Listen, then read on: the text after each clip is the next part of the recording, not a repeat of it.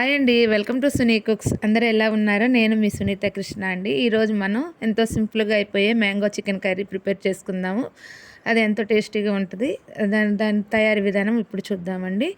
నేను ఒక 300 grams chicken తీసుకున్నాను. ఒక చిన్నది మ్యాంగో, ఉల్లిపాయ, పచ్చిమిర్చి అండి. నేను ఆ చికెన్‌లో ఆల్రెడీ కారం, ఉప్పు, పసుపు, ఆయిల్, కొంచెం అల్లం వెల్లుల్లి పేస్ట్ వేసి ఒక half an hour before ready చేసి పెట్టుకున్నాను.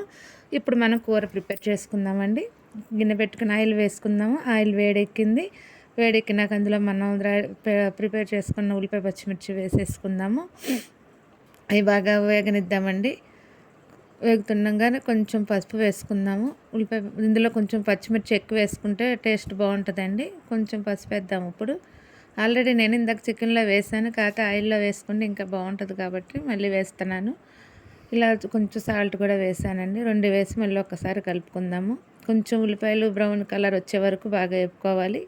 చూసారు కదండి, ఉల్లిపాయలు బాగా వేగినాయి. ఇప్పుడు ఇందాక మనం కలిపి పెట్టుకున్న చికెన్ కూడా ఇందులో వేసేసుకుని బాగా దానికి పైకి వాటర్ వచ్చే వరకు కొంచెం బాగా మూత పెట్టి మగ్గ పెట్టుకుందామండి. బాగా కలుపుదాం ఒకసారి.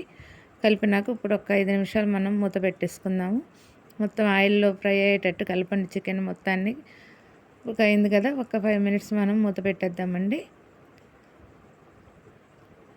మూత పెట్టేసుకుందాం. చూసారు కదండి, బాగా ఆయిల్తో పైకి వచ్చేసింది, వాటర్లాగా మొత్తం ఇంకింది. ఇప్పుడు మనం ఇందులో మామిడికాయ ముక్కలు వేసేసుకుందాము. ఉడకవేమనేం భయపడక్కర్లేదండి, అవి మంచిగా ఉడికిపోతాయి.